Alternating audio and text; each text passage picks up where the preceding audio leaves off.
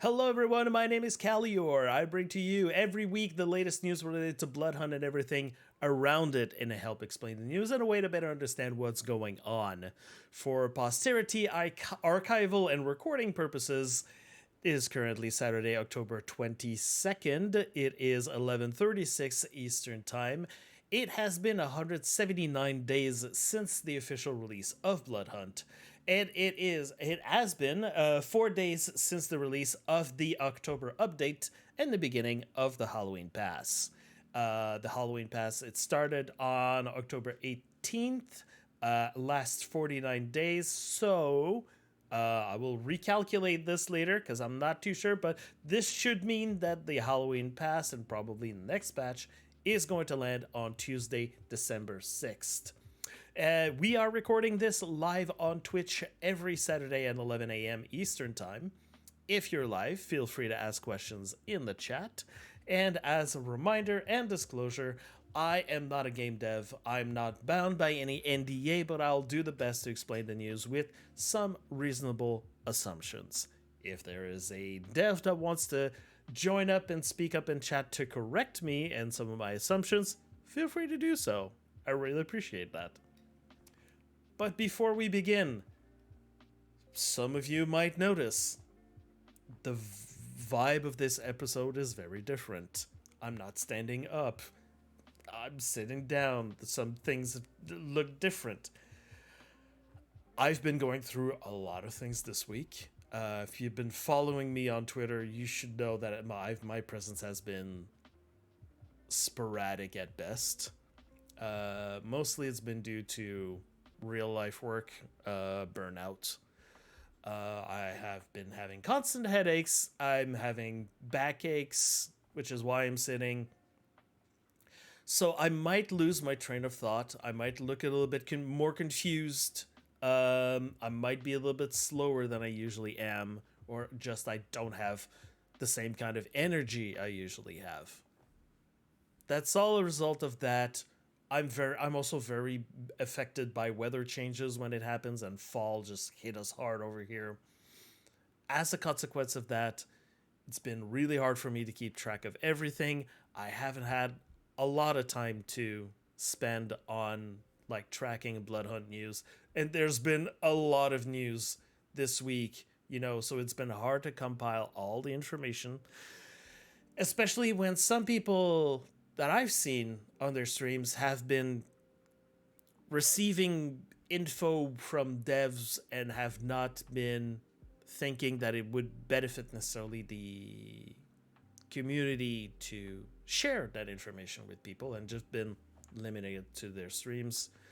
I mean, not just devs, but people that have had one-on-ones with devs about the current state of the game haven't been sharing any information.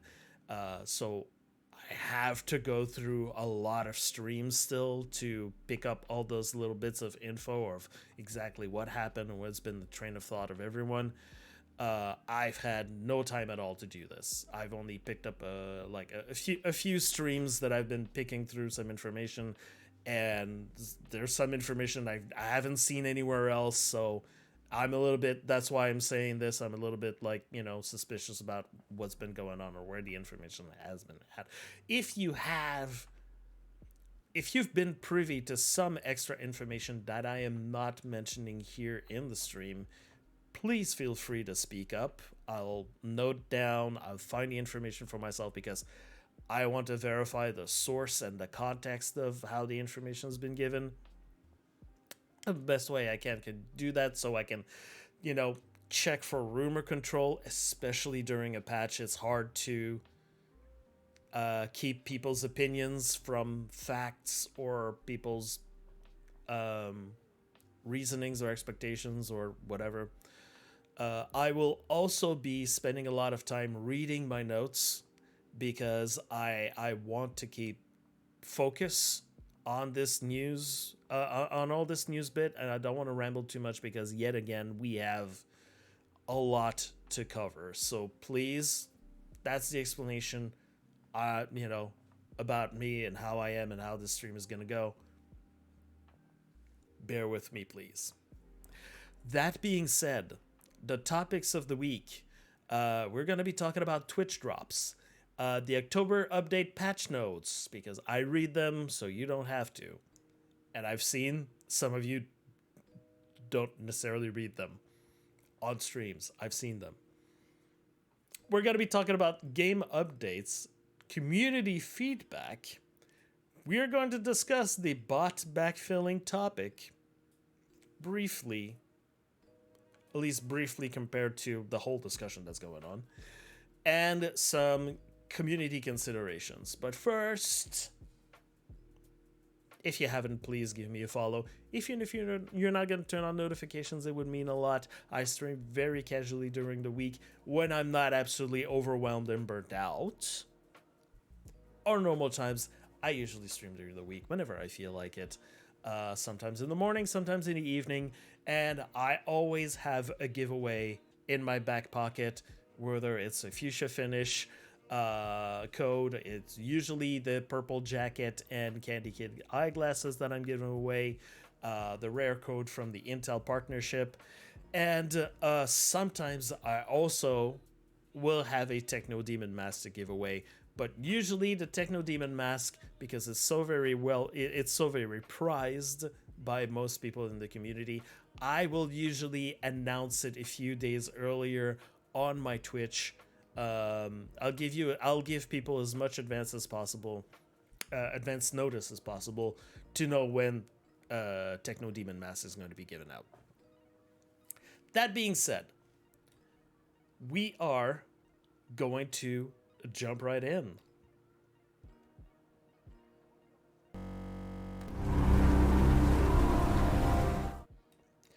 So, this week, Twitch drops. All the previous Twitch drops are still available for a whole week. Let me link this. There we go. So all the previous ones for the drops of the summer, including the OG 3 Twitch drops, are still available. And those are available from everyone that streams Bloodhunt with Twitch drops enabled, of course. And on top of this, we do have a new series of Twitch drops. You can see here, but I will rather go here through Motion Gaming's thread. If you want to know information about how to claim it, who you can claim it from, that is the link to follow. Motion Gaming usually does this job, like this thread, like very, very well. So that's why I keep linking him. So this is the makeup that we can get this week, which is called the To The Point makeup. And it's, again, watch for 60 minutes to claim it. And this is a new refreshed list of participating streamers from which you can get the drop from.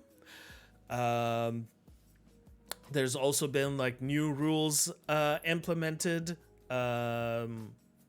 about this. If you want to be a part of the streams that are able to give out those drops, join the Inner Circle Discord for Bloodhunt. Go on the Bloodhunt website and join the Discord from there.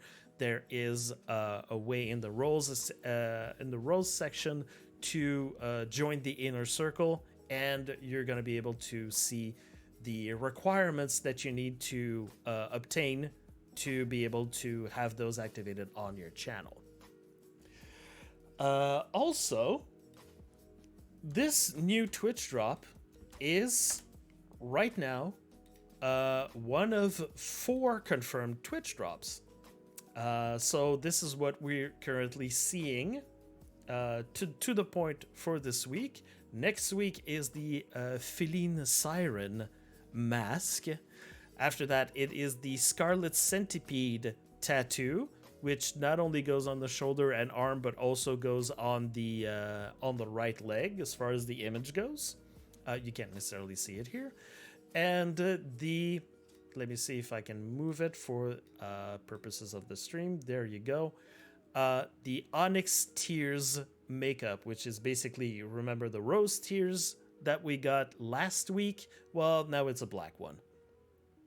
And there's been information that there are a lot more drops to come, and probably, but there's no. There's been confirmation that there's a lot more drops to come, but still, we're gonna get the confirmed information as time goes on. In terms of game updates, I don't know if people have noticed, but the people that have signed up to receive news from Bloodhunt have received an email, a promotional email. I just wanted to point it out because it's so very rare that we get an email from Sharkmob. So if you haven't received it in your inbox, maybe check your junk email. And yeah, this is it's entitled "Get Your Free Halloween Pass Today," and the subtitle "Improved Game Pad Aim Assist, Rebalance Weapons and Archetypes, Fix Bugs, and much more." And of course, they're talking about the newest patch with improvements. They mentioned the Bloodhunt soundtrack. They mentioned the Razor merch partnership, and also the Advanced GG waitlist to get the blood orange flavor. Soon TM. So yeah, just wanted to point that out. That was the thing. But now we're getting to the meat and potatoes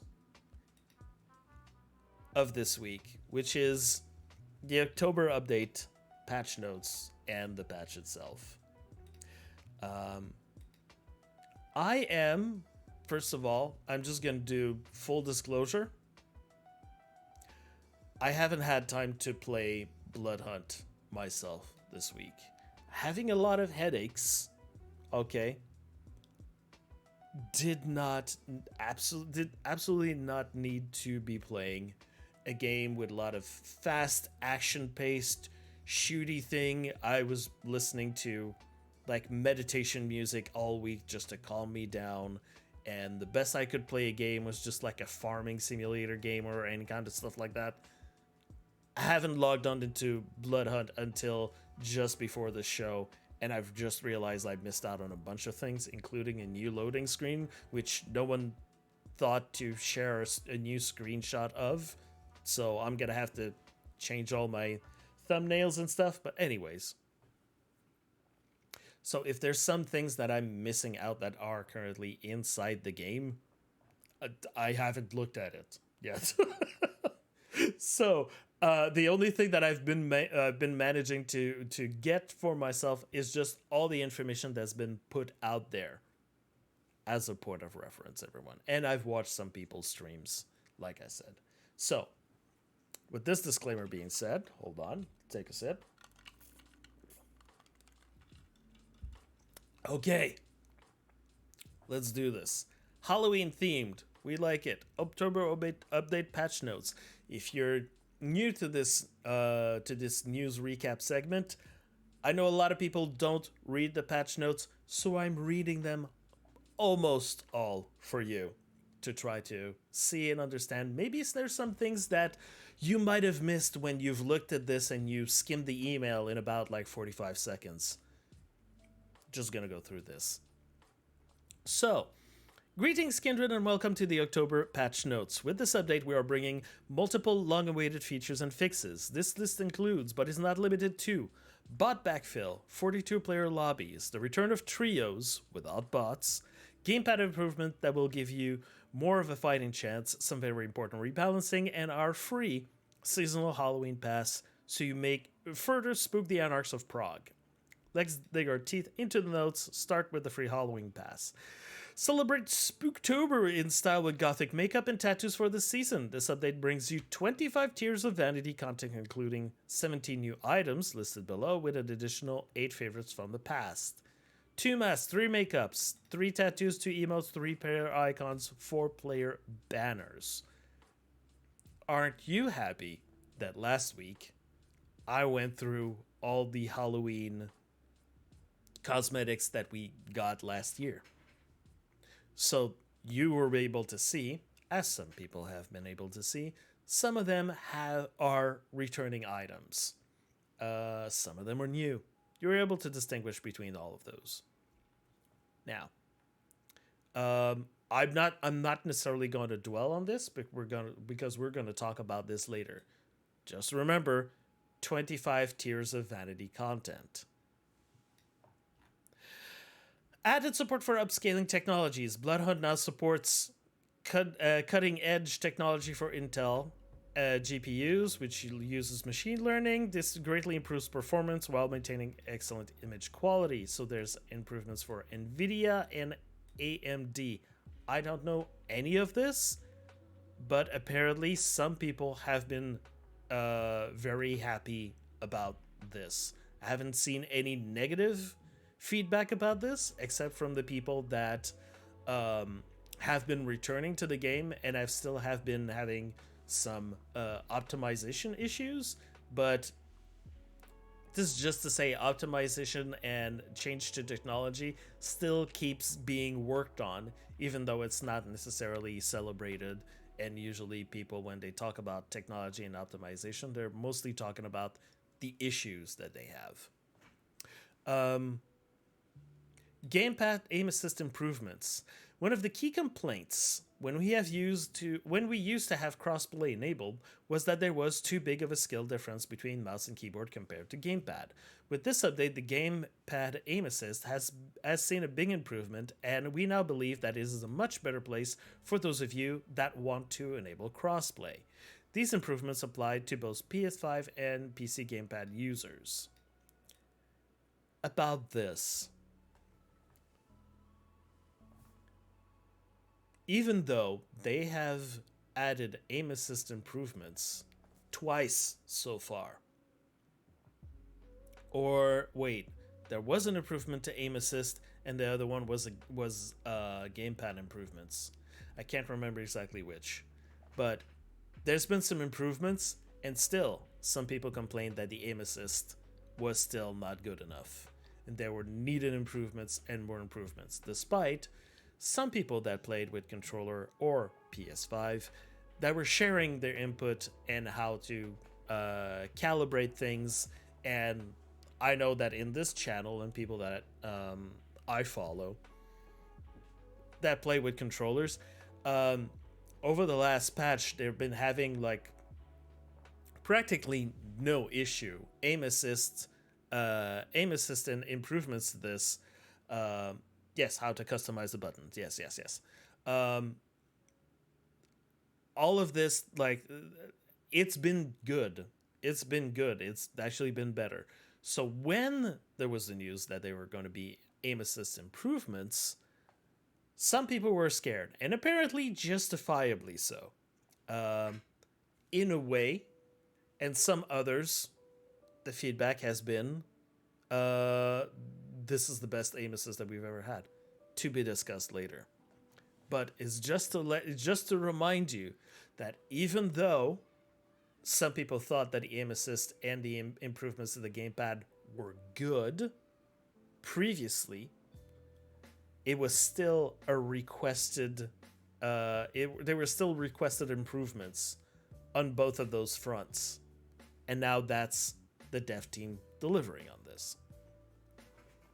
As just keep in mind.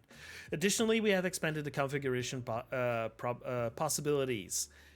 Every individual weapon category has their own rotational and slowdown curves to make the weapons perform the best at their own individual ranges. That is insane, by the way.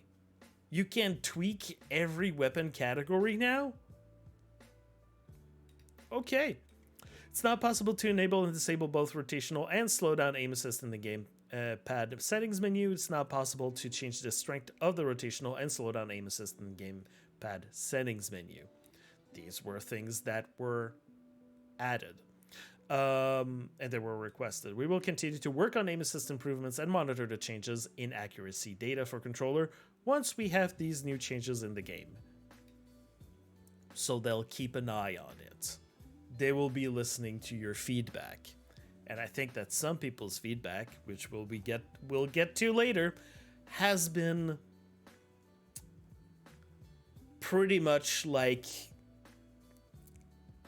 in like top 5 concerns of about this patch.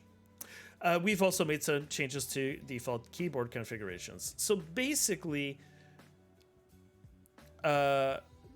some key bindings have been frustrated, and you can configure them yourselves. If you already have some default key binds that replace, if you already were using those keys, they were already bound. They did not rebind them for you. Instead, they're leaving you up to you. They're just letting you know, hey, those options have been added. If you want to rebind your keyboard, you can go ahead. The options have now been added. They haven't forced them on us. Now, bot backfilling. To shorten your waiting times, bots will now supplement the lobbies that are not filled organically. The goal is that no player should have to wait too long for a game. We have also added an estimate queue time on each mode. If there are many concurrent active players in a region at a particular time, the likelihood of matches with AI-controlled opponents in each game will decrease, regardless of game mode. Note that it does not affect trios. Potentially, there may even be none. If there's enough players inside your region, inside your skill range, you might even have a full lobby full of people. The opposite is however true as well. At certain times, with lower numbers of players, you might get matches where you face only bots. This is a newly implemented feature. We will monitor your feedback for additional tweaking. Here are its current functions. Bots can now backfill matches after a certain amount of time has elapsed. There is an indicator in the UI to show which game contains bots. Bots will refill team deathmatch sessions if players drop out. The following queues now support bot backfilling: solos, duos, TDM, no trios. For solos, duos, and team deathmatch, most games should now normally start within 90 seconds. The ratings of each player will, however, affect this to prevent lopsided matches. So, some people that were asking about this, yes, skill-based matchmaking is everywhere, by the way. It's not just for this, it's also in trios. Skill-based matchmaking is now everywhere.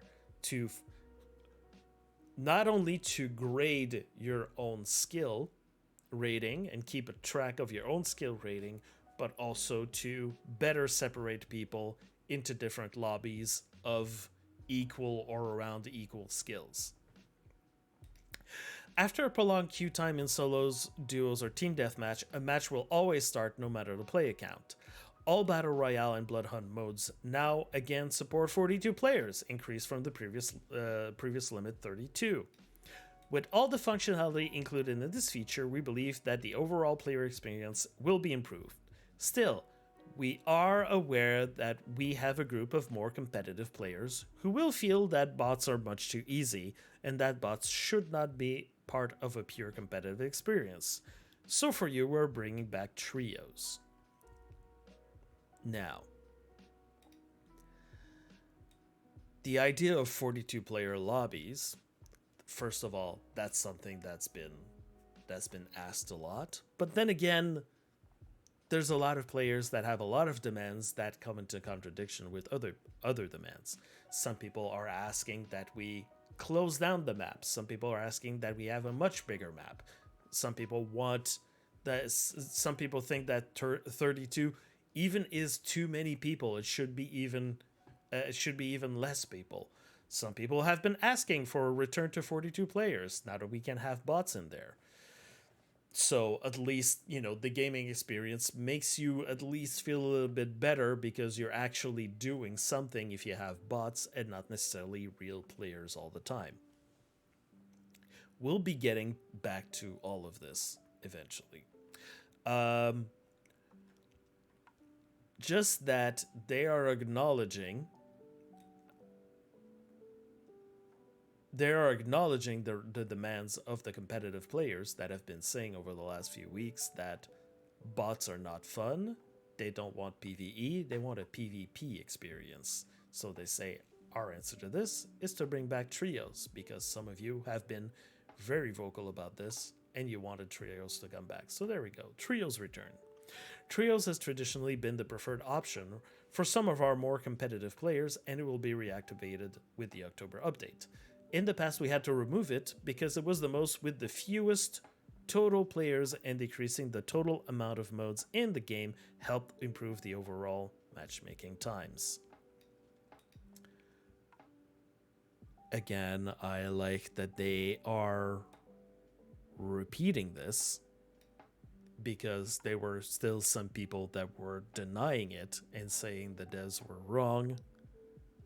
It was the most with the fewest total players. Okay, so we are bringing back one mode that has been historically one of the least played mode, one of the least not gonna say requested, but there's the least amount of people that have been wanting to play trios. Again, I'm still going to remind people of this fact, and they're doing this inside the blog post. Again, I like to be I like to be shown that I'm right again about certain things, even though some people have been saying like, no, you're absolutely wrong. I disagree. It's written right there. Okay, we're gonna get back to this again later. Okay, as matchmaking times will now become less of an overall concern due to the addition of bots, this mode has now been re-enabled. To make this mode stand out as a more competitive experience, we'll enable it without bots, only human opponents allowed. We will monitor your feedback on this choice and its popularity. Wink. If this implementation is appreciated, it will stay this way. Wink. People that have been asking for trios. These are the sentences to say, like, you wanted trios back? Okay, we got trios. Queue up. Join in, queue up. Show us that it's worth bringing trios back. Again, we'll talk more on this later, but this is Bloodhunt. This is the devs saying, okay, we're bringing it back. It's not saying you better be happy with this, but here's where we're going. Okay, sorry, a lot of talk. Crossplay settings. The default settings regarding crossplay remain largely unchanged, meaning solo Bloodhunt and team deathmatch both run without crossplay, whereas our battle royales duo and trio come with crossplay enabled by default, but the settings still can be disabled in the options menu. So rumor control about crossplay, what is it? There you go. You've got the information here. Until they put out another blog post about it or change something about it, this is how crossplay is currently working. You got that, everyone? So we can stop having those discussions about, like, you know, crossplay is a mystical thing that lives in the air, or a switch that gets turned on and off and you're never sure exactly who's a part of the crossplay or not. There you go. There's, like, this is the explanation. It's right there in in red and white, dark red and white. TDM improvements. We also continue to iterate on Team Deathmatch, and here are some highlights. Scoreboard has been updated to include score, eliminations, and deaths, following everyone's request to have eliminations and deaths to be included. Assists no longer count as eliminations on the scoreboard, but are still counted under score, which is normal. I think it's normal. Like, it's under your score, you've participated. therefore you should be rewarded with a score about this. But since you haven't done the elimination, it's not gonna the assist is not gonna come as an elimination. Seems normal, but again, it's a little for the people that are very competitive about team deathmatch and about their stats and being number one or the rankings or everything, every one of those things like that.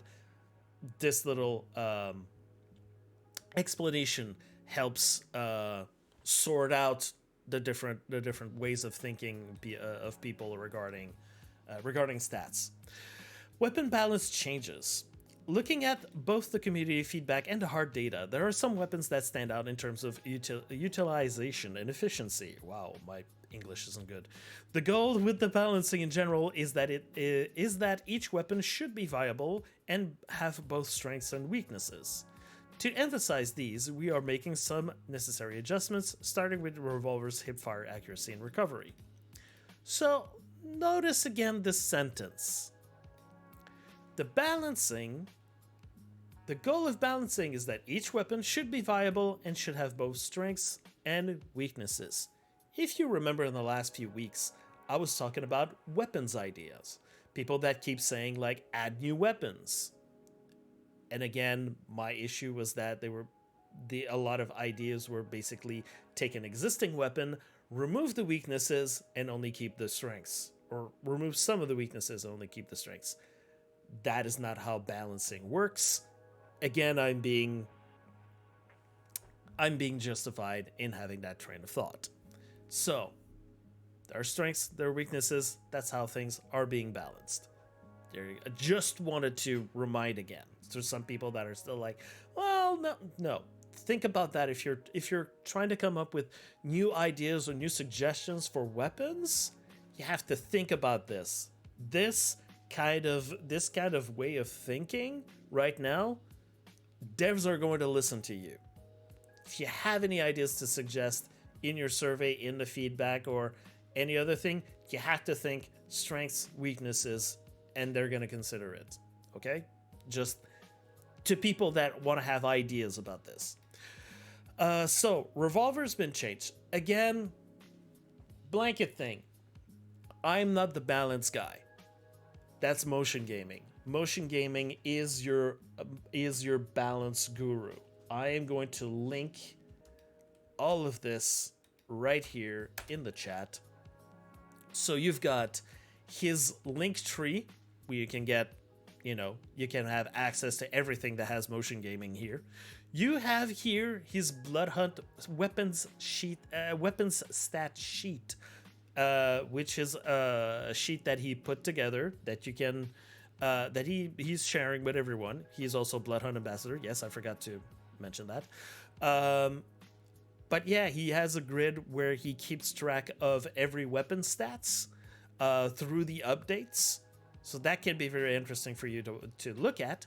And also, he's talking a little bit more about weapons balance in his video of the patch note updates. He's talking a little bit more about that in there. But also, go in his streams.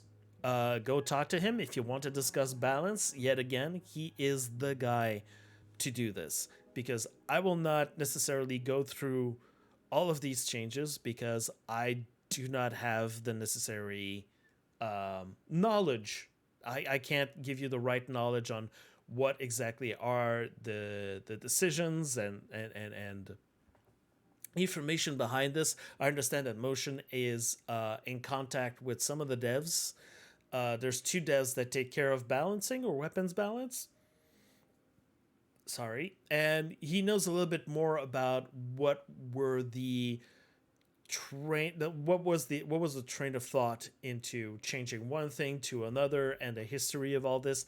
Like, he's the guy you want to contact about this. One thing, though, I want to point out, and that people have been finding very interesting, gold weapons.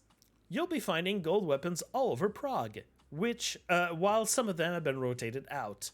Can you find them all? We have also slightly increased gold weapon drop rate from Entity Strong boxes. Some people have been going absolutely nuts about gold weapons, and I'm glad because there are some people that have been starting to go a little bit jaded about some of the weapons. It has been good to see them actually excited about finding gold weapons and their reactions to some of the gold weapons. Um, it's been good. It's been good. So good, like that's a good job. Good thing on the side of the Bloodhunt team. Clan and archetypes balance changes. A standout for balancing in the written feedback has been Toreador. Statistically, it's on top for the clan with the highest overall. With the overall highest survival rate. Therefore, we're making some necessary adjustments to make it more in line with the other clans. So, Muse and Siren have received some changes. I remember not too long ago, after the Enforcer finally got some changes, and people were saying, like, okay, Enforcer's dead, no one's going to play Enforcer anyone. A bunch of people have tried to make, I believe, the Vandal to be the new meta. That didn't work because some people managed to play Muse and Siren, and I've been abusing the heck out of some mechanics to the point where it was becoming a weekly cry of, like, you know, the Muse, the Siren, they need to be nerfed. Some things need to be buffed, and blah blah. Again, there's some things in there that have been some things have been nerfed, some things have been buffed. I cannot give you again the proper understanding of, like, what exactly does it mean in the overall gameplay. Again, refer to motion. Yeah, because I'm absolutely not the best person to talk about this. What can I say? Here, no, there was nothing. There was nothing really that I could add about this. Basically, go out and play them, understand them, figure them out. Other archetype tweaks. Looking at the other clans, there were two standouts that needed some adjustments from a balancing point of view. The Prowler, the Scouting Famulus, got a little change here, and also the Enforcer. Here, I'm going to read this because this one seems important to mention. I just talked about this. The Enforcer nerf proved effective. Perhaps a bit too much so. We've seen frustration from getting killed after you activated Flesh of Marble, but before the power was in effect. This will make it feel more reliable to use as a reaction to incoming damage. Basically, the vulnerability when you hit Flesh of Marble has been like decreased, so the function of Flesh of Marble as an ability actually activates pretty much when you're pressing it. So a little change here. I haven't seen or heard anyone complain about this change being overpowered for Enforcer, but we'll see. Meta changes all the time. There's been quality of life changes about heavy landings. Again, these are things that have to do with the way the ability works. I'm not the best person to talk about this. Quest changes. Now this I really appreciate. Remove time limits to seasonal quests and change their name to main quests. Seasonal quests are now permanent content. Rejoice, everyone. The seasonal quests are over, especially after encountering the issues that they have, which we still don't know exactly what happened. We'll discuss more quests or feedback about quests a little bit later. For the quest Doublethink Part 3, remove the requirement of the enemy being a Bruja. Remove the requirement of killing while bloodhunted. So the objective is now kill 5 players with a katana instead of kill 5 Bruja players with a katana while bloodhunted. Personally, I think they went a little bit too far. They could have still kept the bloodhunted part, but at least the enemy being a Bruja absolutely was the difficult part in this.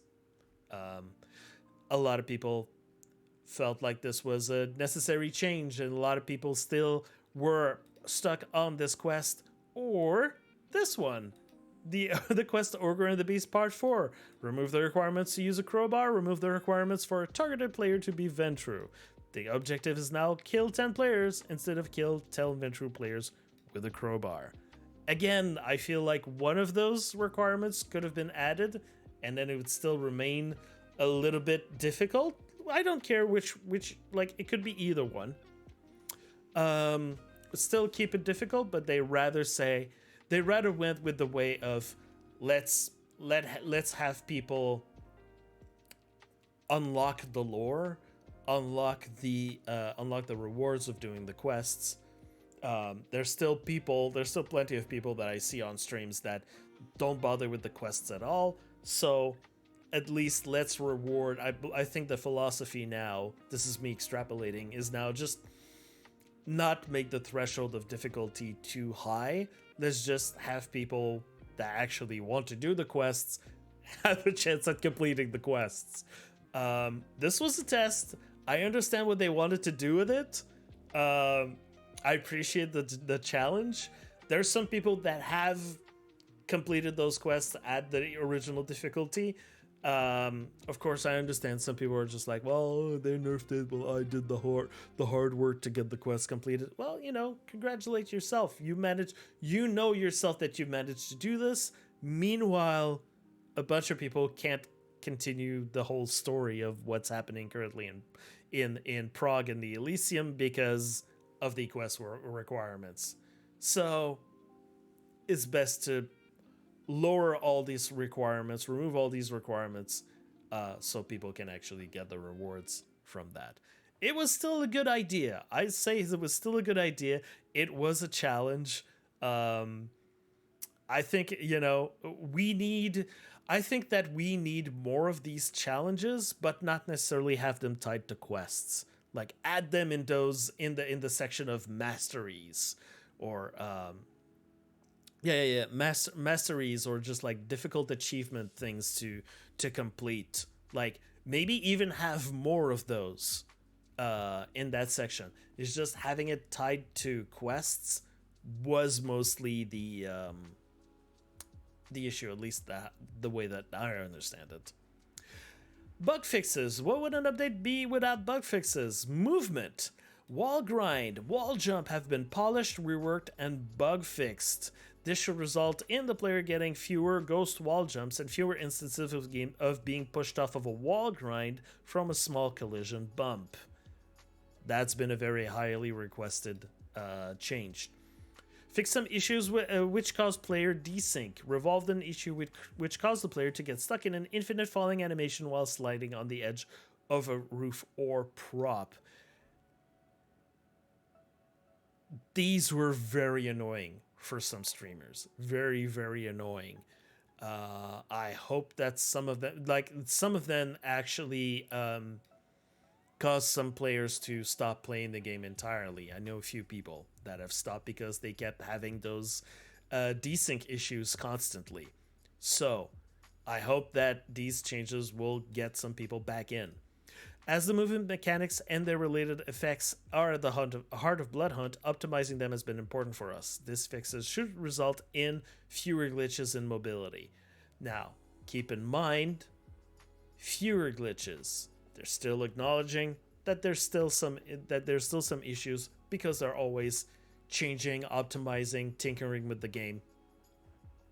There's still gonna be some mobility glitches that might happen. As long as you report them, they might eventually be fixed. Let's continue on. I'm just gonna plow through this again. Visual and customization fixes. This is a list of fixes of visual anomalies, polishing the vanity content in general. Thumbnails for several hair colors now display the correct hair color. That's wrong. That is what we wanted, but apparently this still hasn't been fixed, even though the patch notes say it is. I don't know if other people were having that issue. Wait, hold on a second. I'm just realizing I'm not. I'm sorry. I'm correcting myself.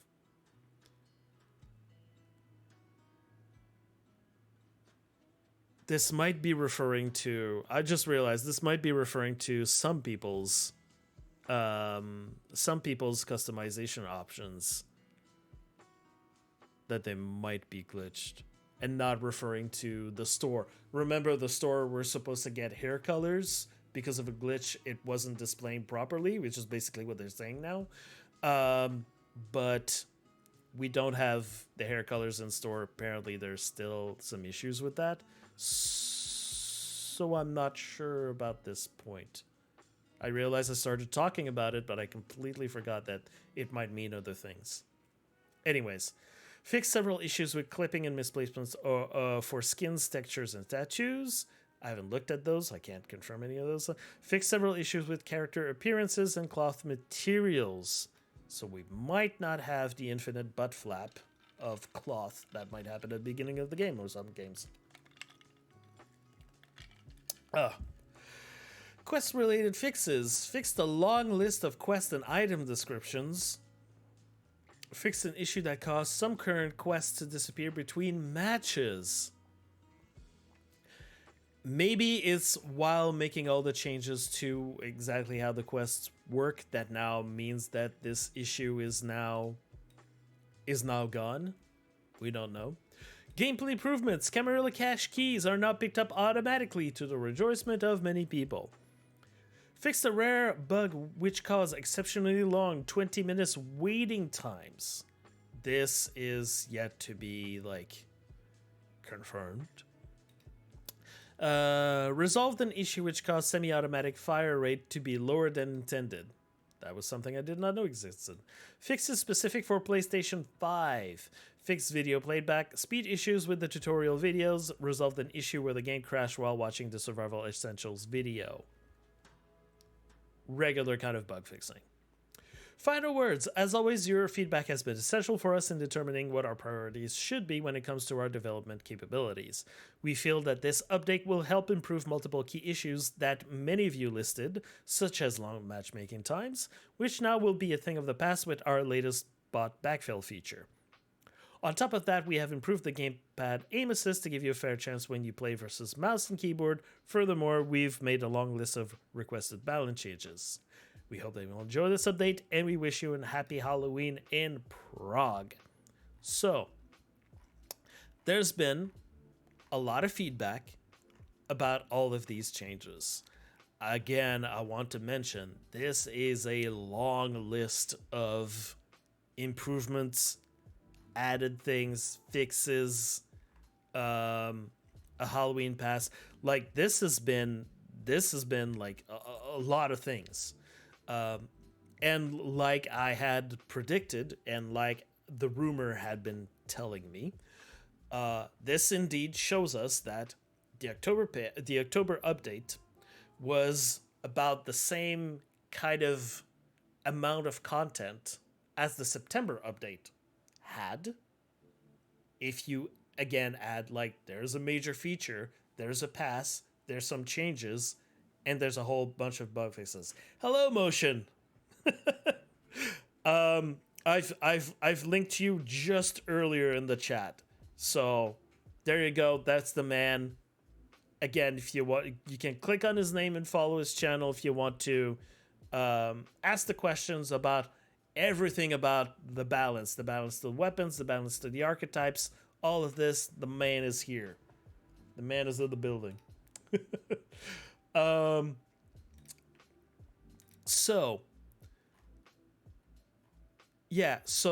again, like I was saying, this has been a not insignificant amount of changes and improvements and bug fixes.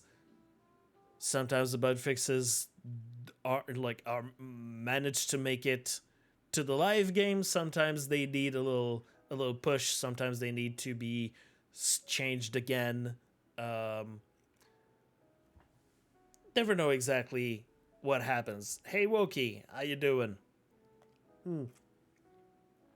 Just drop water on myself because I don't know how to drink. Well, there we go. Okay, well, thank you for the hydrate. So yeah, that's a lot of things. That is a whole lot of things. We'll be getting to the feedback. Um, we'll be getting to the feedback very soon. Before we touch on the feedback, I want to go into other statements, other things that happened in the meantime after those patch notes were released. At the beginning, on launch day, there was an issue here. Oh, wait, no, this is the official release. Sorry. To say that the October update is out. There we go. And uh, there's your key art right there with all the customizations that are here. There we go. That's good. Now, this is what I was talking about. Hello, Bloodhunt community. We are currently investigating an issue where there are too many bots per game in lower player regions during off-peak hours. You may experience longer waiting times while we look into this. This is why, for a certain amount of hours, there were some people that were asking, like, why are the waiting times so long? For a moment of time, for a few hours, it's because they were tweaking, they were investigating inside all of this, playing around with the matchmaking system. So yeah, that's why that happened. Too many bots. There were too many bots. Probably, yeah. The way that I sort of made myself understand maybe what was happening is that, probably something about the matchmaking system that did not necessarily take into account every player's skill rating and just placed every individual person probably in their own match of 41 bots versus them, and not actually grouping people inside like more people inside actual lobbies with people and bots. At least that's how I interpreted it, because there wasn't like too much explanation about this. A few hours later, there was a resolution, but with not necessarily any explanation exactly about what happened there. However, the immediate feedback that people talked about when they saw the patch notes was there was a very much missing. There was one weapon that was missing out of the loop, and that was the burst rifle. So hello, the Bloodhunt community. The recent balance pass of the weapons in the game shows that there is one weapon that now stands out quite strongly versus the other, the burst rifle. Its drop rate has therefore now been reduced. Sorry. The drop rate has therefore now been reduced until it can be balanced properly in a future update. Now, want to point out, because some people have not read this correctly, the drop rate has been reduced until it can be balanced properly in a future update. I know I put that somewhere else inside my notes, but I'm going to point it out right now. Some people have been asking, why aren't you hotfixing this or that issue? The thing with hotfixing, which is, by the way, hotfixing is that the game is hot, you're going to change something inside the live game immediately while the game is hot. That's a way to understand how hotfixing works, what hotfixing means. The drop rate has been reduced. That was something that they could hotfix inside the game. The balance, I don't know if it's something, the balance that could be hotfixed. But right now it says it has to be balanced properly in a future update, aka patch. It's not because you can hotfix some things inside the game that it means that you can hotfix everything inside the game. First, because you need to have the capability to do it, aka, do you have something that you can actually change while the game is hot, while the game is live? It's like, are there things that can be changed? Like some things just you cannot be changed. Like it requires an actual patch because you can't change it while the game is live. Like it's just not the way that is properly programmed. The other thing is not necessarily can you hotfix something, it's the question of should you hotfix something. Because whether you like it or not, whether it's urgent or not, things need to be tested internally before they can be put out inside. They can be put out in the game. Some things require more testing than others. Some things can be changed without necessarily having some tests being made. However, that is Bloodhunt telling you to have it properly balanced is going to be in a future update. It's not telling you that, it's not saying like we could hotfix this. It's saying that we need to take a look at it. So that could be that either we can't hotfix the thing, or we need to test the thing before we can put something out about it. So there's one thing that, so this is saying there's something that we can change right now to help with the issue, but there's another part of the issue it's gonna have to wait for later.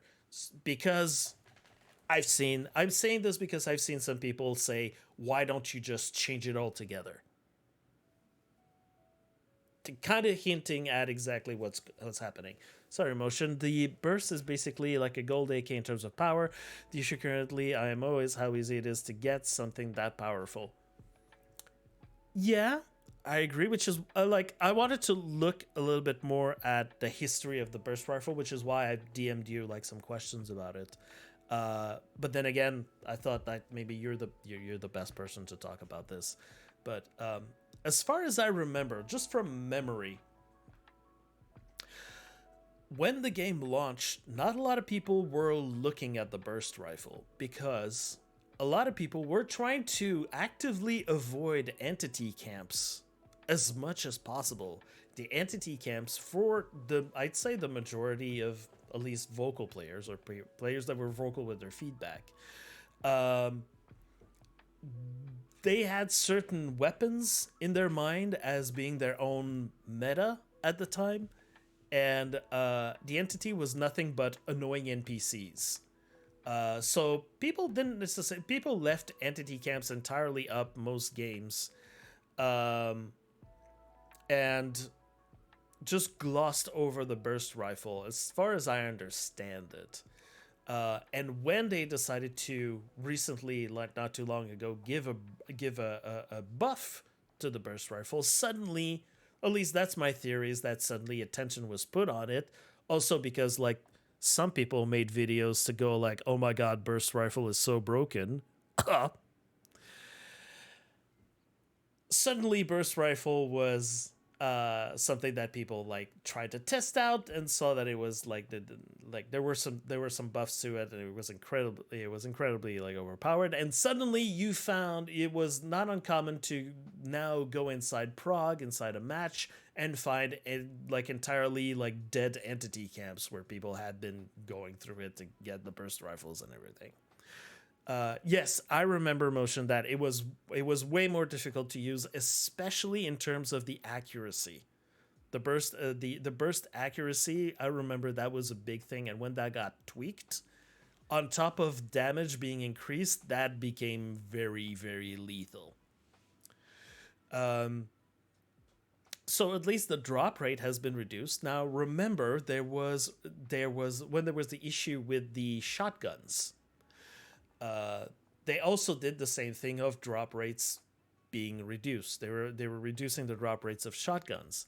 Of course, some people like said at the time, well, I'm still seeing shotguns. Well, remember that this is a battle royale, so whenever you kill someone that has a weapon that has a low drop rate, if the weapon is desirable enough, someone's going to carry it with them, and then carry it and carry it and carry it forward, and it's going to pass on from hands from some hands to the others, and it might eventually reach more people that will say, "Well, I've seen one, so therefore drop rate has not been reduced."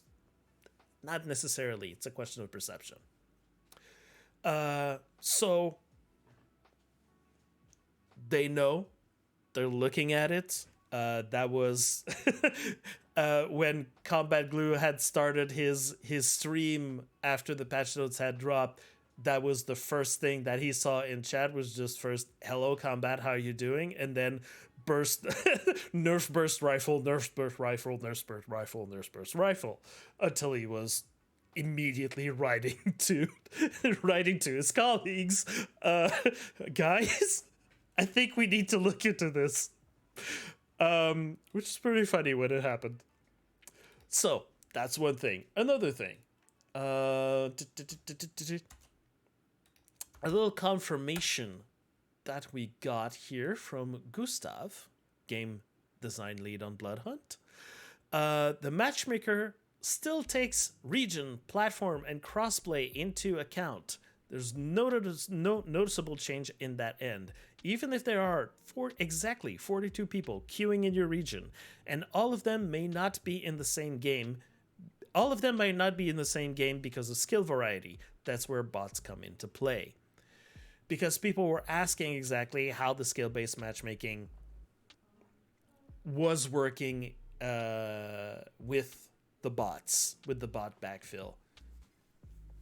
So this is exactly the kind of thing that he's talking about that is now taken into account. Before, it used to be, before it used to be 30 people. So if you had 30 people inside your region and your platform, you'd all be thrown together regardless of skill. And that's how you got the people with the lowest skill getting stunned by people with the highest skill. And that was frustrating.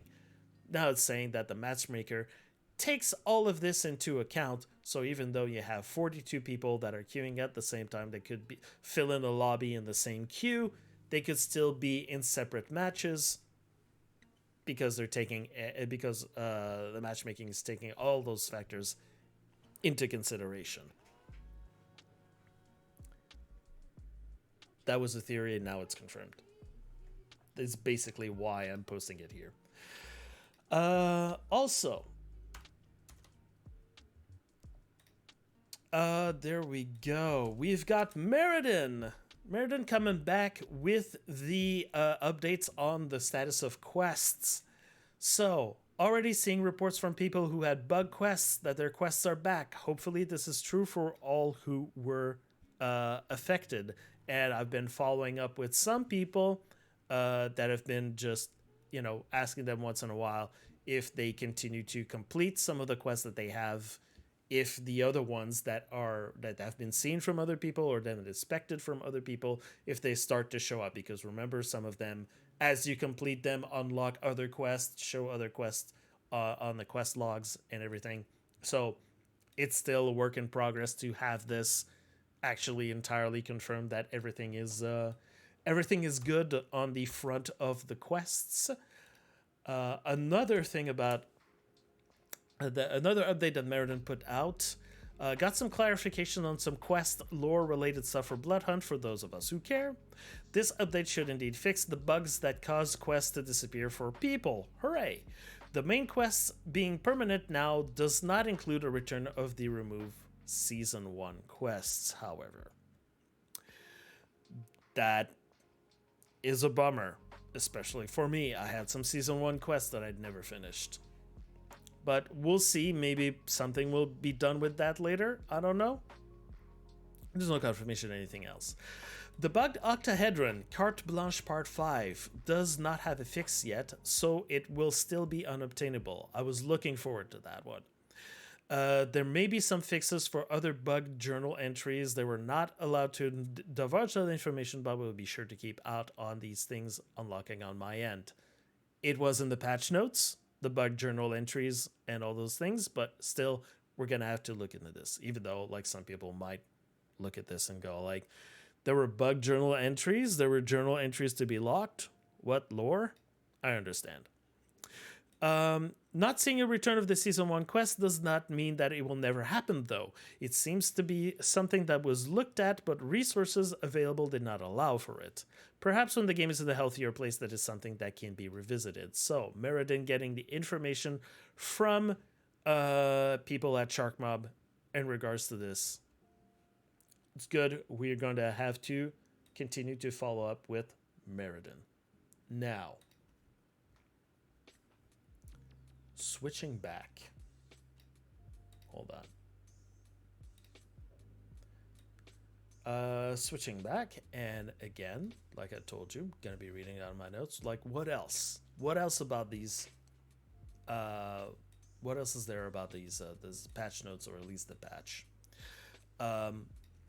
Some things that we were looking for and that did not make it, or whatever. A permanent shop. I haven't looked necessarily in detail about this, but not a lot of... So nothing got removed as far as we know. Some outfits got added. Some emotes got added. And that's pretty much all I've seen at a first glance, and by seeing people talk about it or tweet about it. Let's just say that the reaction to change to the permanent store... yes, Motion, I did all of this. I always start with the Twitch drops, in case some, because I'm sorry, I have a channel that has Twitch drops activated. I always start with this so people can remember to claim the drops and all of that. So that's already been covered, or at least, you know, for the 4 ones that are on the website. The might be some other ones, but the other ones not confirmed, waiting for confirmation if there's some things further on. So, yes. So the permanent shop, and we haven't seen the hair colors in the store that we were told that may have been fixed, but now they're not. We don't have any explanations as far as again with the information that I've managed to gather.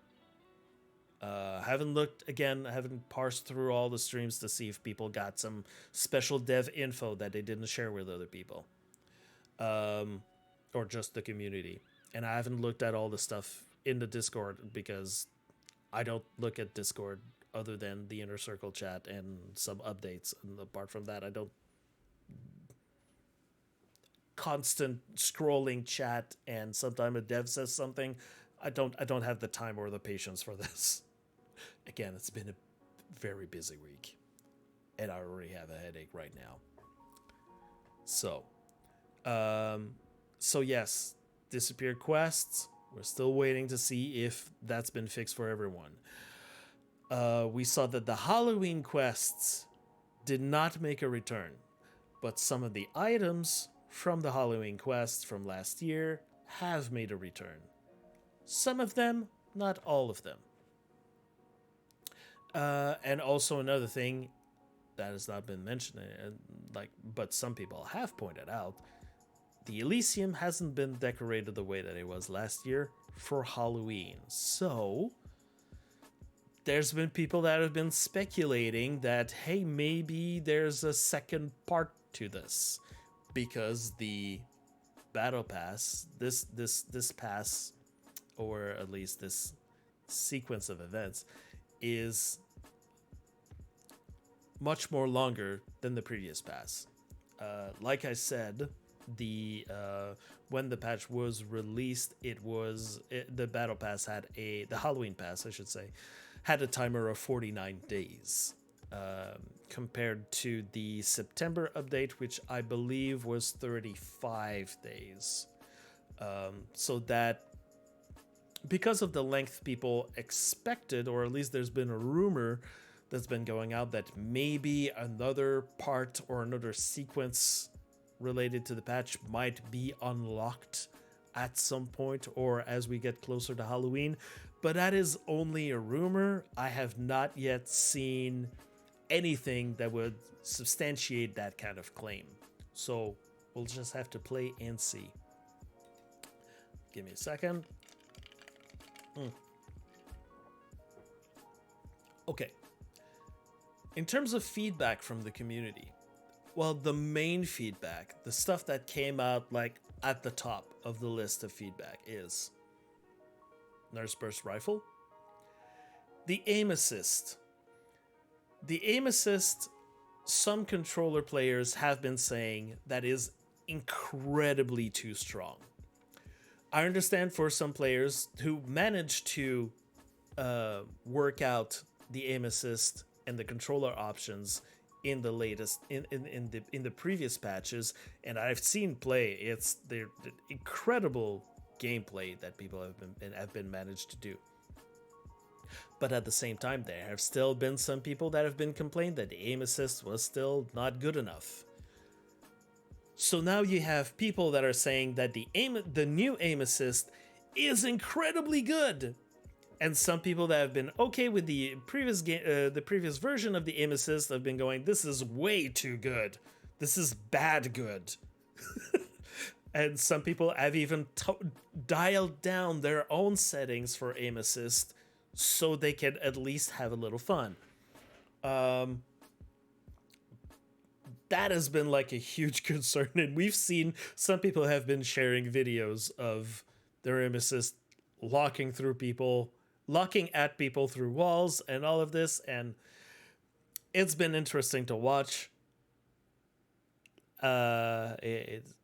Needless to say, the devs are certainly aware of that issue and are going to be looking at it. Another thing is the pass, the Halloween pass is way too short. Has been also a big feedback that's been coming out of the community. Very like too easy to complete, with less items than the previous pass, and also compare that with the learnings update that we got previous Friday, that told us, yes, we acknowledge that you want more vanity items, and they're saying now we're gonna give you less. Was kind of a, I don't know, the messaging not necessarily pulling through. That some of the community has been having a little bit of whiplash on, like, you're saying one thing, you're delivering something else, and also add to that we have to wait for a much longer time before we get a next battle pass, which, by the way, some people have already completed. A few days into it, I saw that a majority of people already had, a majority of people, at least that were streaming, were already halfway through the pass. I don't know. Devs have to figure out something because of this, because like there was, even though the September update pass was something, the Noir pass was already being said that it was maybe a little bit too easy to complete.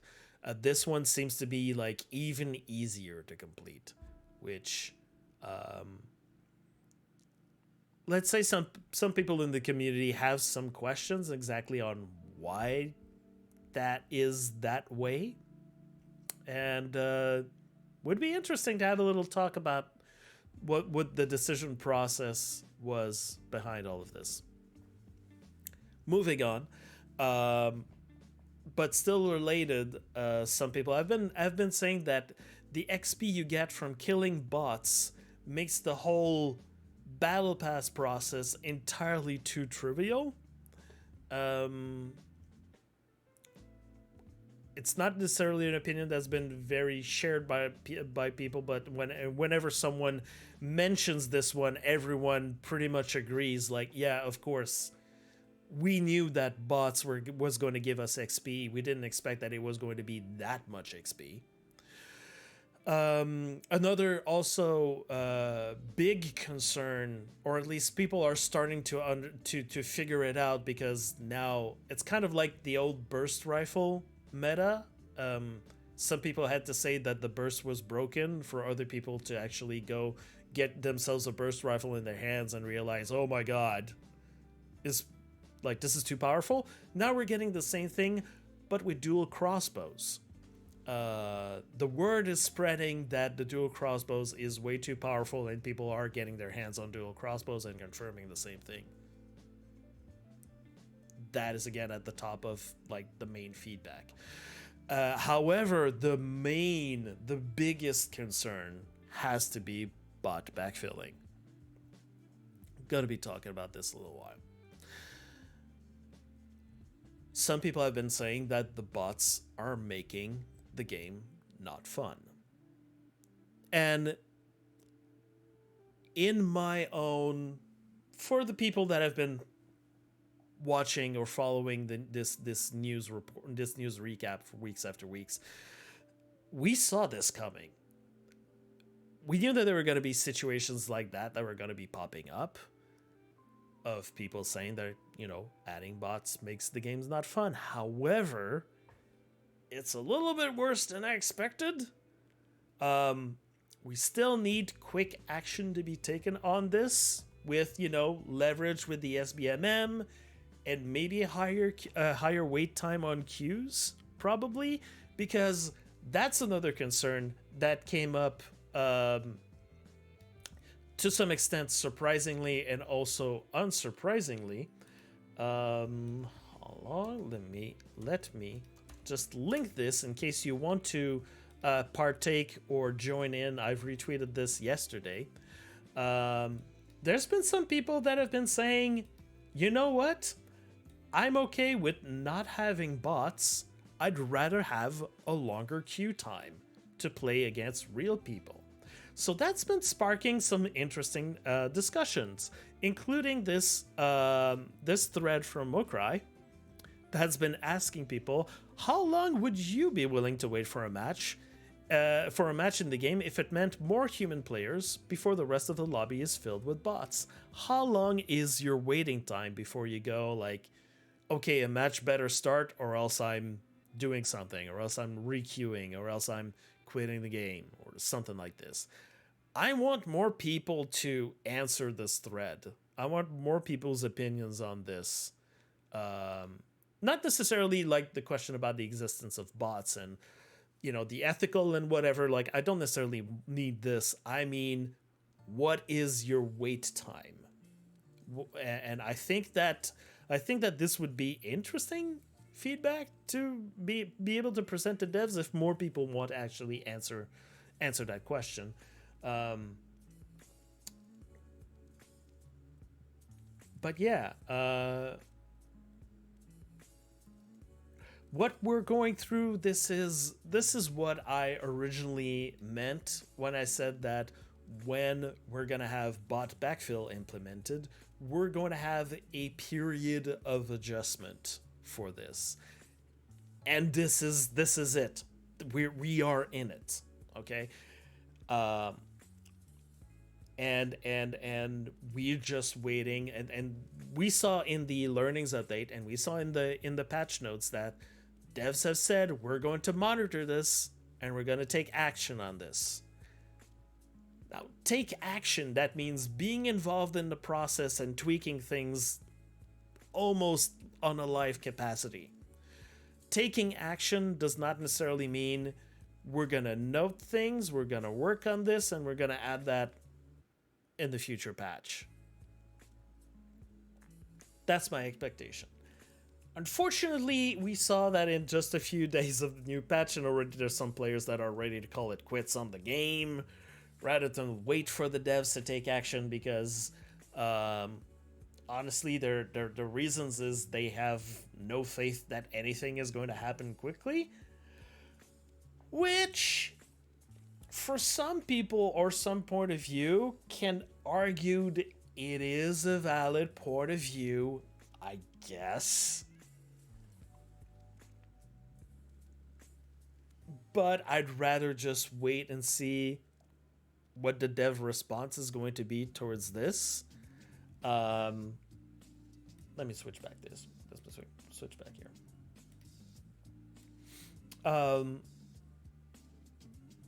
I appreciate seeing all the discussions about the bots and everyone's impressions about them, like how they should be added, the difficulty level, the tweaks that could be done. But I'm not going to talk about this topic further because, like, you've been having those discussions. Like, I've seen them. They're still there. They're still happening. They're still happening in chats and all of this. And also on our end, it seems like a very simple issue on our end. Also, like, to kind of, let's say, close the matter on this because people are talking about this all the time. Like, we can agree on two things. It is an issue that needs to be solved somehow. That's up to the devs to find an issue. To find a way to solve the issue. And the second thing is it needs to be solved quickly. Not in 40-something days. These are the two things that we can agree on the bot backfill situation. There's an issue. Needs to be fixed quickly. Pretty much it. That kind of solves. Like, that closes the discussion. Like, we're waiting for... Next step is for devs to do something. And this is something like that. That's the point where I was talking about hot fixing things. Like, that was my thing in my notes that I said, like, want to remind you that making changes to a game is not a simple and easy process if you care about not breaking other stuff in the game while trying to solve a problem. If you're going to be doing things, they need to be tested, they need to be greenlit, or else you're going to break the game. Yeah, just wanted to mention that. Other considerations. And that's going to be a bit like an editorial. That's going to be me talking a bit. So skip that if you're not interested. I want to remind people that it's, even though this current situation for a lot of regular or experienced players, this is a kind of weird situation that we are put into. We're waiting for the devs to do something. Some would say like this is a bad situation. I want to remind you that not everyone thinks that what is happening right now is bad. I've seen some comments. I've seen many comments actually. People that have been saying, "Oh my god, I can play in games and there are no sweaty lobbies. I'm not getting stomped by higher level players. I can finally complete some of my quests." Some have been saying like adding bots are the best feature of the game. I even had like some of my own friends that have been like paying attention to what's been going on. Like they've played in early access, quickly decided that this wasn't the game for them in terms of gameplay. Like they really like the aesthetic, they like the vibe of it, they like the customizations of it, they like the whole thing. They just like the actual gameplay of being in the city. It's not exactly for them. Like they've been going like every time that there's a new patch, they've been loading in just to see what's in the shop, what's in the how can they customize their characters again. They wanted to see new rigs and all of this, but then they quickly logged out. Now they are considering actually trying the game again. And most of all, and I don't have any stats for this, but people have been starting to show up in the game. I've seen in many people's streams, some people have commented on it, that there's plenty of names they've never seen before. In Elysiums, in stream chats, some people just showing up in people's streams going like, "Hey, so this is a cool game. Can you tell me more about this? Are you a dev? What are you? Do you have contacts with the devs? How can you know? Is there any information you can give me?" Some people have been showing up. Tweets from people that I've never heard of before.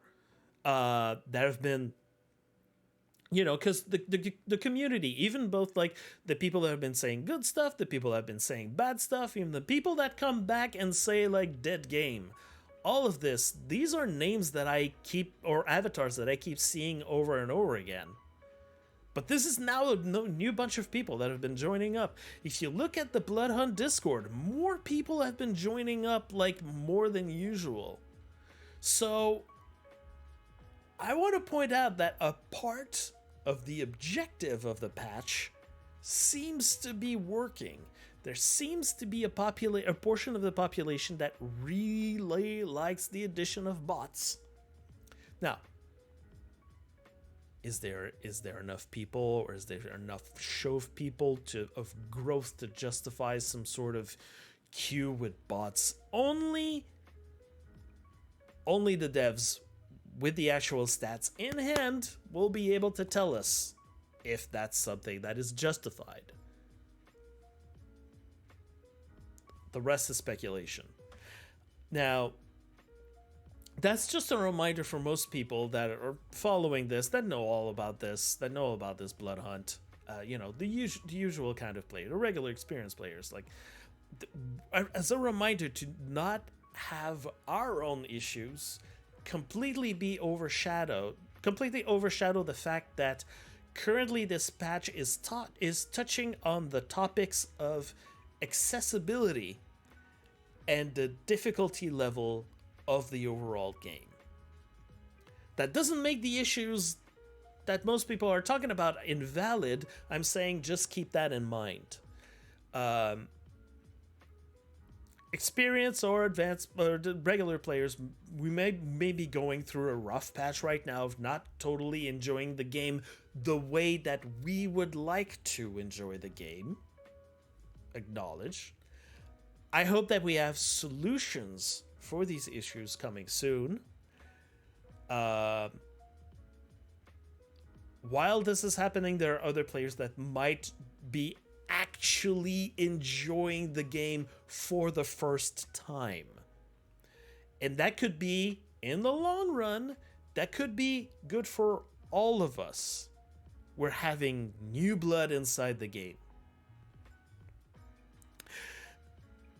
But it would be good to have a tweet from Bloodhunt to let us know what's currently happening for the experienced / regular players, so we don't just drop the game because our main and most pressing issue, the bots and the queues, isn't being acknowledged.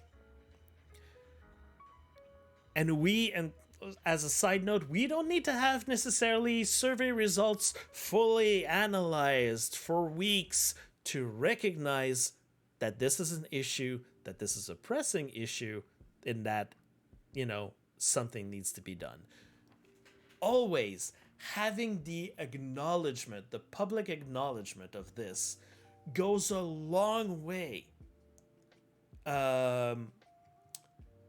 Rather than coming up to people with like an acknowledgement and a solution way further in the distance.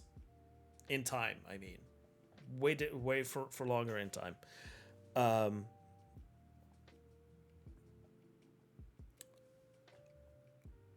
Also, as a little cherry on the sundae, also it's a rumor, I don't know if it's actually true, but apparently some people have been saying they've been encountering less cheaters than usual. I have no idea if it's true. I have heard some people say, and I've seen some people show me, that there are still some cheaters in action, but I'm curious if this situation is deterring some of them, or at least the skill-based matchmaking is zoning some of them out more into their own games. But I have no data on this. It's just something maybe like interesting or fun to think about. Like, I don't know. We will have a period where we will be fighting bots. It's happening now. Hopefully it is not for too long. And hopefully this gets fixed and the next things on the table in terms of big feature that is going to be added from patch to patch. Sorry, again. We had the skill-based matchmaking. Now we got the bot backfilling. I've been saying that the next logical step based on the learnings articles that they've been putting out, the next logical step would be to add in some retention features. And then I think we would have a foundation of solid things, a solid foundation on which we can build upon. I keep saying this every week, but that's kind of a reminder to everyone. That's why we're not blowing up. Why there isn't like a lot of extravagant stuff, or huge features that are being added right now. Is that it's the whole thing of we need to make sure this game is stable. Of course, there's a lot of tweaking, but these are key features that are being added to make sure that we have people playing the game, that we have people in, we are addressing the most pressing issues in the game, and we make sure that people stay in the game. That is what we got. Oh, thank you for the hydrate.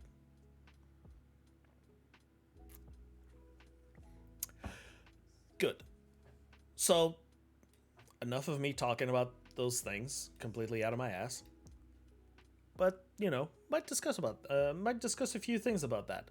So, as a reminder, and based on all I've been saying about feedback that I've seen and extrapolations that I can make out of those, as a reminder, and I'll link it here, the usual survey, is available up until Monday, so go fill that in.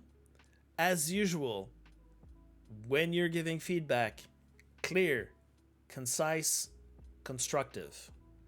That is the kind of feedback that is muy appreciated from the developers. You don't need to explain a whole novel of reasons or situations to them. They want to know how you feel about things. They don't necessarily want to know the numbers about things. I feel the burst rifle is doing too much damage. They don't want to know, you should nerf burst rifle damage by at least 20 points. That's up for them to be able to make the decision of exactly how much it should be. Your idea behind it is not that you should lower by 20 hit points per bullet, 20 damage per bullet or something like that. Is that your general feedback is the burst rifle is doing too much damage. That is one issue, one bullet point. There you go. That is good feedback. Clear, concise, constructive. They're here for us. They've been showing that they've been responding to the community feedback time after time after time after time, always taking our feedback into consideration. Sometimes they're not able to act upon all the things that we want them to do because small team, not able to deliver on everything that we're asking of them, but they're still there. They're still plowing on. We're going to see what's going to happen. Okay? So keep it civil, please. Keep it civil. There are people on the other end of all this. So what now? Rather than just sitting and complaining, are there ways that this temporary situation can be turned into something else? And this is my kind of appeal or call to the rest of the community, because I can do this here. My suggestion is organize, group up, strategize. Let's get the community together. If you're that adamant of not playing against bots, well, try to use the system to your advantage, or try to trick the system to your advantage. I don't know exactly how you can do this. but I would say, and I don't know if it's feasible, okay? So I'm just throwing out ideas. Like streamers, organize your community. I wrote this like a couple of days ago, and I've seen some people do that. Get a community together through streaming. Gather everyone in your channel that wants to play, and count the fact that you've got your stream delay, and just do the whole like 3, 2, 1 queue everyone, and you're gonna have more people. Like, in the grand scheme of things, if you're still in the same kind of skill level, you're gonna be grouped in some servers which will have less bots in the match. I don't know if it's feasible at all. I haven't talked to any dev about this. I'm just like, try to figure out something. And also, trios players, I want to remind you again, I want to impress on people that play trios. Remember, now is your time to shine. Not just for you, not just for your own benefit about trios, but for the greater good of the community. Okay? Finally, trios is back. Trios was the lowest population queue. You have to convince the rest of the community that you're right. That trios is the most fun, is the most effective, is the best mode in the entirety of the history of Bloodhunt. Get people back in. I know that currently this week, I've seen people saying we're not getting queues. Get people to queue up.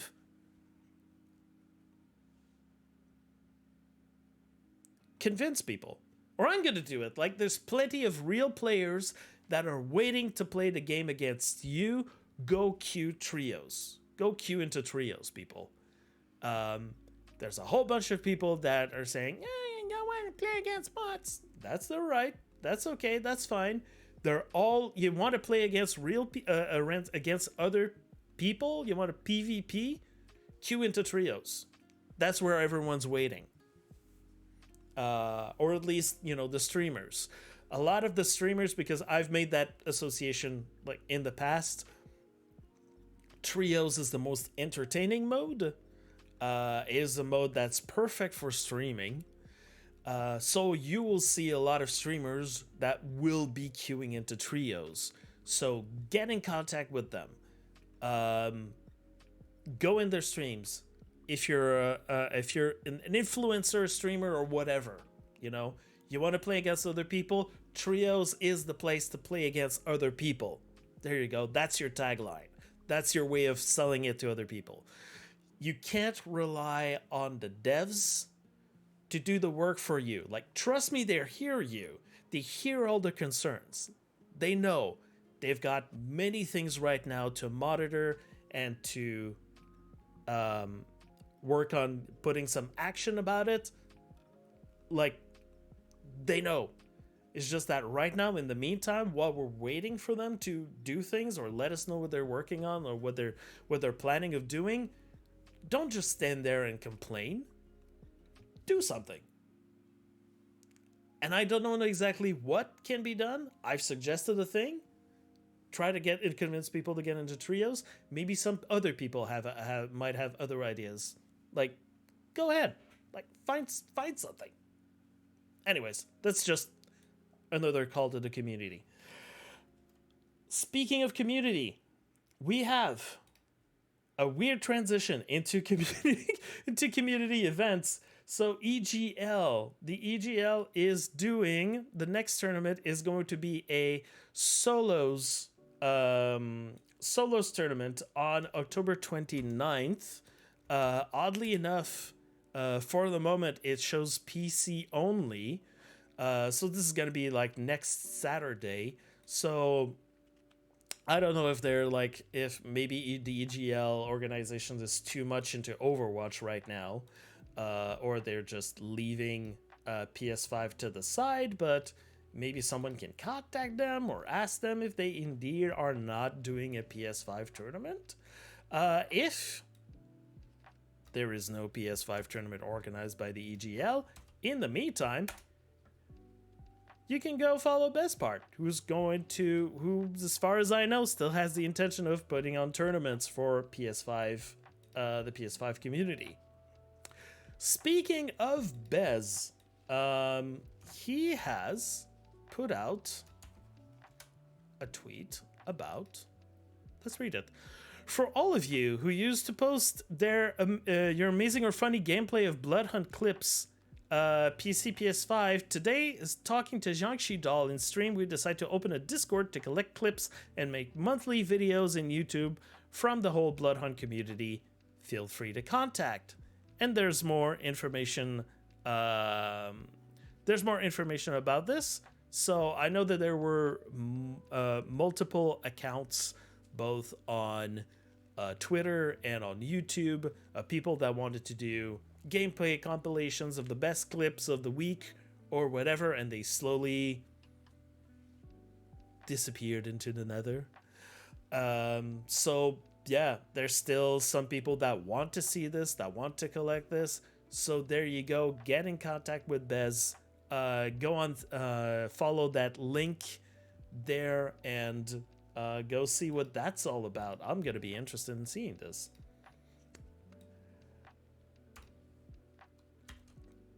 Speaking of Jiangxi Doll, she has put out a spooky Bloodhunt fashion contest. The rules are here. Like, post a screenshot. The best spooky Bloodhunt outfit in the comments will win. And the most likes that are gonna be in the comments are gonna win a Techno Demon mask. So join in. There's the it's going to end this week, this coming week. So if you want to put on your best spooky Bloodhunt costume and win a Techno Demon mask, here's how you can do it. Also, speaking of Halloween, I want to do another call out to the community. There has been, yet again, no trailer, no official Bloodhunt trailer for the Halloween pass. I mean, for this pass at all. So again, I'd like to ask the creative minds of people that can edit videos or put videos together. Someone able to make a good Halloween pass trailer for Bloodhunt? So like I can tell you a few guidelines, you know, like maximum 60 seconds, so we can reuse that or post that into other channels. You know, it's got to feature some Halloween pass elements, got to highlight some of the patch features, has to be of very good quality, and remember that the objective is not just to make a fun trailer, but to make it so that more people can be interested. It's to get more eyes on Bloodhunt would be the objective of a trailer like this. So if anyone wants to put something out there, go ahead. We don't have one. Remember that last time I did a challenge for this, there was like good enough interest and the trailer looked good enough and they got a little goodie. They've received a little goodie. So I don't know. I don't have any dev in chat that can like comment on this or say that maybe there's going to be a goodie out there. But, you know, if you want to put out a trailer for the community, we don't have one. I do one, but I don't do video editing. I know nothing about this. Because, yet again, I've stumbled into all of this in this role very much like I'm trying to catch up my own breath of this thing. I haven't tweeted about it, but it's something that I've been thinking about for a few weeks, so apologies to Jiangxi Doll when she put out that thing. She didn't know that I was working on something. But oh my god, I don't know if anyone can read this right now. Let's just minimize it here. I'm gonna tweet about this. I know challenge is not necessarily the best or the most like the best term to use, but I'm gonna post this out. You know, a Halloween challenge to people in the Bloodhunt community.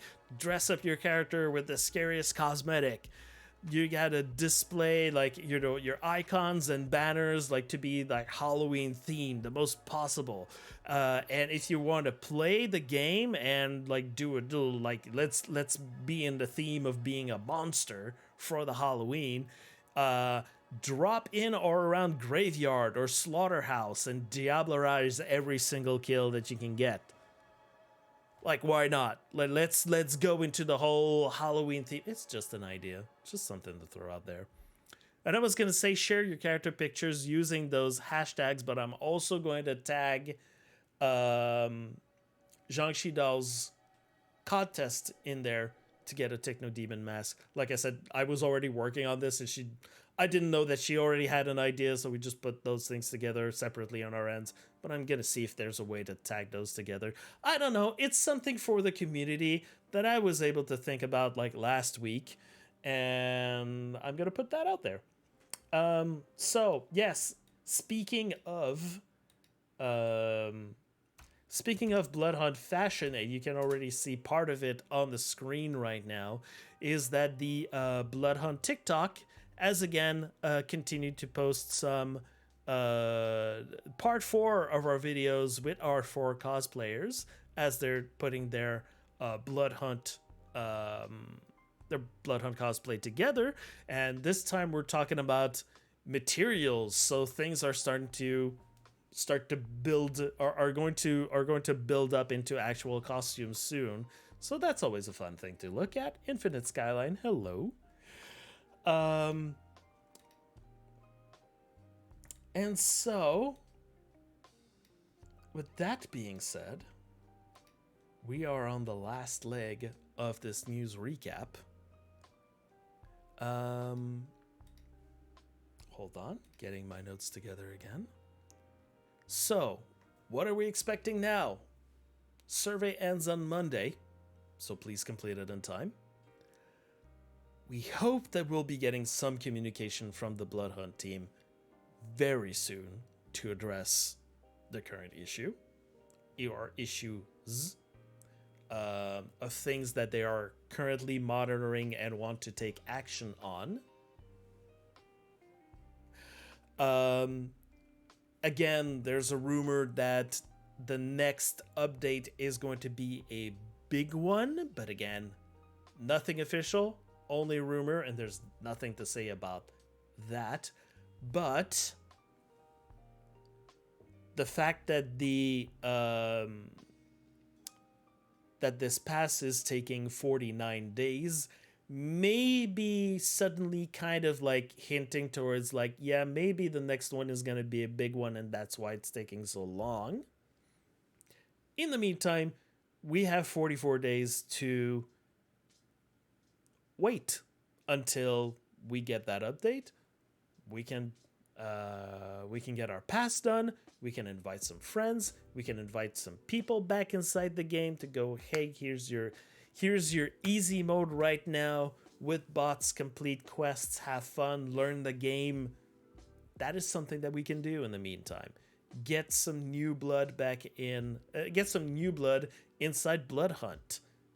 You know, like I said a few months ago, maybe right now the most experienced or regular players aren't having fun right now in their own way that we would normally enjoy the game.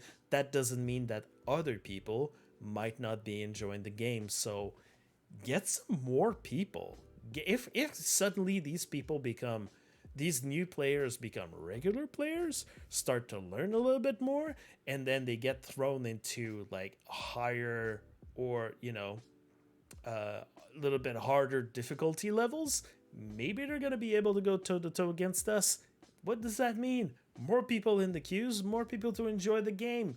Number starts going a little bit higher up, just a little bit. We said it's not going to spike up. It's not going to be the way that the game used to be when it launched, but at least the game might not be dying quite yet. We might actually have a game that continues to go on as we all thought it was going to be. So that's another thing that you might be doing. I don't know if you have a brother or a sister that likes the game, or some friends that like to game, maybe get them interested. It's a free-to-play game, a free Halloween pass, and some easy ways to get all of this completed.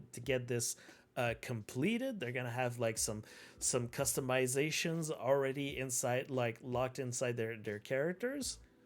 Who knows what might happen in the future? Try to make the most out of this current situation is what I'm telling everyone. That being said, please give me a follow on Twitch. The channel is growing and I appreciate everyone for joining up. Remember that when I stream Bloodhunt, you can always get these special drops, and I almost always do a code giveaway when I'm streaming Bloodhunt. And that is it for us here. Everyone, be kind to each other. Thank you for watching, and I'll see you next week.